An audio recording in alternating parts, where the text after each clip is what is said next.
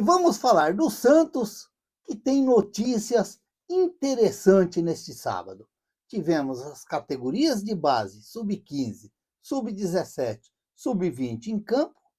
Tivemos as sereias lá no Mato Grosso em campo. E tivemos uma notícia muito interessante, agora há pouquinho, confirmado pelo GE, pelo Marcelo Braga, que o São Paulo liberou Igor Vinícius para acertar com o Santos e já está acertado a contratação de Igor Vinícius pelo Santos. Segundo a matéria do GE, agora há pouco, pelo Marcelo Braga, eu estava, como se diz, cheguei da missa, fui dar aquela olhadinha e acabei já deparando com a notícia. E Igor Vinícius vai jogar no Santos, agora faltam os exames médicos, falta aquela, como se diz, a caneta no sulfite, lá no papelzinho, para confirmar a chegada de Igor Vinícius, lateral direito, 28 anos, ex-São Paulo, ex-menino da Vila, que está retornando agora, e tomara que ele entre naquela lista de jogadores do São Paulo que vieram para o Santos e se deram bem. Todos os jogadores que vieram do São Paulo para o Santos foram campeões pelo Santos. Quem sabe que Igor Vinícius será mais um desses que vai sim fazer calo na mão para levantar as taças ali no Santos. Esperamos sim. Igor Vinícius, que, como eu falei, 28 anos, chegou no São Paulo em 2019, 216 jogos, 7 gols, 24 assistências, campeão paulista em 2021, campeão da Copa do Brasil em 2023 e campeão da Recopa em 2024. Boa sorte para o Igor Vinícius. Como eu disse aqui, tomara que ele seja mais um daqueles ex-São Paulino que vem para o Santos e acaba dando certo na sua nova empreitada. Esperamos que ele tenha muita sorte, porque é uma posição que o Santos vem há anos aí brigando e tentando encontrar um jogador ideal ali para a posição. Mesmo com a contratação do Igor Vinícius, dizem que o Santos ainda vai trazer o Mike do Palmeiras. Vamos ver também o que vai acontecer daqui para frente. Mas pelo menos um já está chegando ao lado do William Arão, que também já praticamente está acertado com o Santos. Vamos torcer aí que as coisas caminham bem para o Santos daqui para frente. Vou olhar a garganta aqui. E as sereias, que não tiveram dó lá do Ação do Mato Grosso, venceu por 1-0 e, olha, estão a um empate agora para poder confirmar a volta das sereias na elite do futebol brasileiro. Vai acontecer. O gol do Santos foi anotado pela Ana Luísa aos 22 minutos do primeiro tempo e agora o jogo de volta é dia 5 de julho, às 15 horas, num sábado, na Vila Belmiro, com entrada gratuita. Vamos acreditar aí que as meninas da Vila, as sereias da Vila, possam sim logo retornar aí para a elite do futebol brasileiro. E aí tem aqui a escalação das meninas: Stefane, Bárbara, Ana Alice, Pardal e Rafa Martins. Depois a Leandra, a Nath Pitbull, a Rafa Andrade e a Suzane Pires. Depois a Júlia, a Samara, a Carol Baiana, a Ana Luísa e a Lari. O treinador, o Caio Couto. Vamos acreditar aí, quem sabe aí. Acredito sim que o Santos tem tudo aí para voltar já para a elite do futebol brasileiro e, como se diz, nunca vai apagar essa imagem do descenso do Santos para A2, mas a verdade é uma só. Judiaram do Santos, tanto no Santos Grandão como nas meninas, e aí, como se diz, é uma mancha que não se apaga. Isso aí sempre vai lembrar, mas vamos acreditar que daqui para frente criam juízo os dirigentes para não deixar mais o Santos cair aonde caiu, tanto o grandão como as meninas, como eu disse aí. E os meninos do Sub-15 foram hoje a campo pela última rodada da primeira fase do Campeonato Paulista e se deram mal. Perderam para o São Bernardo por 1-0. Mas mesmo assim saíram líder do seu grupo e agora no próximo grupo o Santos vai enfrentar o Ibrachina, o Paulinense e o União São João. Esperamos aí que ele continue fazendo um bom trabalho, porque o Campeonato Paulista sempre ganhar é bom, sempre ganhar é interessante.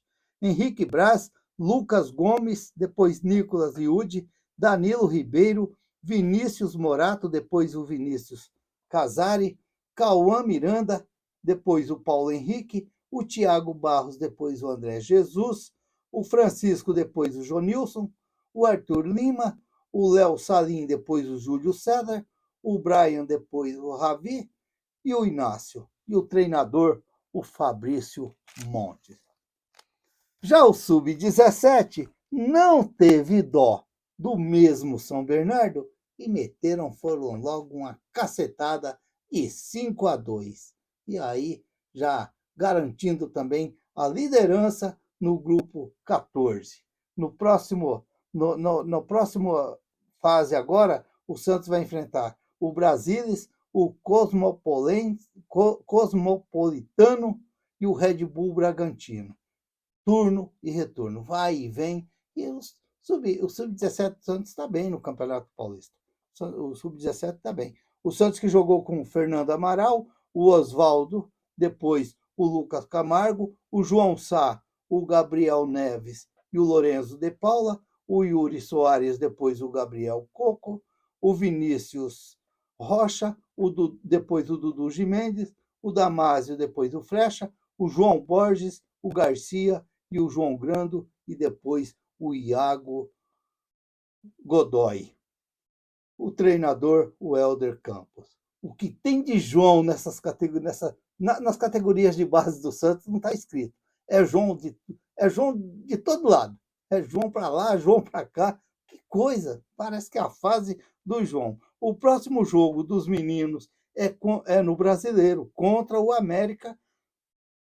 Parece que esse jogo vai ser lá no Ibrachina Arena, em São Paulo, às 15 horas, quarta-feira, sétima rodada. O Peixe, que está com 10, está em décimo lugar colocado com 10 pontos. Lembrando que o líder é o Fortaleza com 13 pontos. Quer dizer, 3 pontos afastando o Santos do líder Fortaleza. Significa que ali deve estar um bororô ali. Eu não vi direito a classificação, só peguei meio por cima, mas deve estar tudo emboladinho ali. Que coisa. Que legal. E aí tivemos o Sub-20, que está capengando aí no Campeonato Paulista. Empatou hoje com a Ferroviária, depois de estar perdendo de 1-0. Eu vi esse jogo, é um jogo que às vezes eu tenho tempo mais para ver, mas é claro que não é o Sub-20, como a gente pode dizer aí, se no Sub-20 tem o titular e tem o cascudão, como a gente dizia lá na Várzea, porque na Várzea era assim, primeiro jogava o cascudo, aí depois jogava o titular, jogava o primeirão. Eu lembro quando eu comecei a jogar no primeirão, molecão ainda, cabelinho liso, caidinho do lado, mas era interessante, mas como se diz, o tempo passa para todo mundo, fazer o quê? Estamos aí, estamos ainda bem ainda, talvez se tiver que dar uma carreirinha, uma corridinha ainda, a gente até, como se diz, põe a calça ali, regaça a calça na canela, como meu saudoso padrinho fazia, e aí entra na ponta direita e vai tentar correr ainda. Que coisa, meu Deus. Mas, ó, o Sub-20 acabou entrando em campo todo. Matheus Xavier, essa molecada aí não estava no jogo hoje. Pepe Firmino não estava no jogo. Então, é totalmente diferente. E acabou o Santos saindo, perdendo, e depois conseguiu um empate com o Cauã Pereira, e acabou o jogo terminando ali 1-1. O Santos que entrou em campo com o Pedro, o Matheus Felipe, o Assis, o Diego Matos, depois e o Pedro Ian, e depois o Samuel, o Kenai, o o Lucas Jaime, o Bernardo e depois o Rodrigo César, também enrolado aqui. O Padula, depois o Alejandro Villarreal, o Felipe Laurindo. Felipe Laurindo, que teve uma contusão grave, voltou, está voltando. E depois o Cauã Pereira, Não, depois do Cauã Pereira, não. Depois. O Cauã Pereira, depois o Lene. Pedro, Matheus Felipe, Assis, Diego Matos e Pedro Ian. Depois o Samuel, o Kenai, o Lucas Jaime, o Bernardo, depois o Rodrigo César, o Padula, depois o Alejandro Villarreal, o Felipe Laurindo, depois o Cauã Pierre, o Cauã Pereira e depois o Lene. E o treinador, o Maurício Cupertino. Então, se a gente pegar aqui, não tem nada do Santos grandão, do Santos grandão do Sub-20. Aquele Santos que provavelmente vai jogar agora contra o Flamengo, lá na Gávea, lá pelo Campeonato Brasileiro. O jogo começa às 14h45. Como eu falei lá na Gávea, na terça-feira. Será um jogo bem interessante para o Santos, porque no Campeonato Paulista o Santos está ali, beirando ali da classificação ali. Classifica 10 de cada grupo e depois os dois melhores, 11º lugar. E o Santos tá capengando ali pertinho ali. Vamos esperar ainda, tem várias rodadas. O Santos que tem 11 pontos, com 3 vitórias, 2 empates, 3 derrotas, 13 gols marcados, 12 gols sofridos. É complicado. O próximo jogo do Santos é contra o Taubaté, lá no Joaquinzão, em Taubaté. Vamos aguardar e esperar. Quem sabe aí pode sim o Santos conseguir sua vaga aí e continuar firme aí no Campeonato Paulista. Como eu disse aí, não é os meninos que vêm disputando o Campeonato Brasileiro. Ali é outro time e o Maurício Cupertino vai revezando muito aí no Campeonato Paulista. E eu só queria falar ainda. Não é falando, mas a gente tem que falar. Fluminense, 4-2. Valeu, eu gosto, eu estou gostando. Estou gostando porque estou torcendo para o futebol brasileiro. Estou torcendo para o futebol brasileiro. Eu acredito que a campanha desses 4 times lá na Copa do Mundo de clubes vai ser muito interessante para o futebol brasileiro. Eu venho vendo, eu venho analisando e venho pensando que vai ser muito interessante sim para o futebol brasileiro, para engrandecer o futebol brasileiro, porque o futebol brasileiro estava assim apagado, estava assim sem moral lá fora. O futebol brasileiro estava sem moral, principalmente com os europeus. Para você ter uma ideia, há muito tempo que o Brasil tenta fazer amistosos com seleções europeias, não consegue. Futebol brasileiro mesmo não joga mais um amistoso com times europeus. Acabou. Tá aquele bloco diferente. Aquele bloco da América do Sul, aquele bloco lá da Europa, aquele bloco lá do... Para todo lado. Cada um tem seus blocos para jogar. E aí não. O que aconteceu? Misturou. Jogou todo mundo dentro da frigideira e está fazendo assim, ó. Fazendo assim, lembra quando você põe ovo, cebolinha, cebola, uns pedacinhos de toicinho lá, de bacon no meio, e mistura tudo. Mistura aí, no final você vai catando aqueles pedacinhos mais gordinhos, aqueles mais bonitinhos, para comer. É o que está acontecendo agora no Mundial. Tá todo mundo embolado. É claro que campeão vai ser só um. Mas eu estou torcendo sim para o futebol brasileiro.